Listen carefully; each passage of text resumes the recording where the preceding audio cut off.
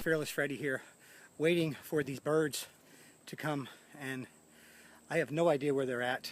They're very rare, very difficult to find, and I have just no idea where they're at. Sometimes you have to wait minutes for one of these rare birds. They're known as the hat-eating birds, and I have no idea where they're at. But sometimes if you touch your head like that, they'll actually fly on your head.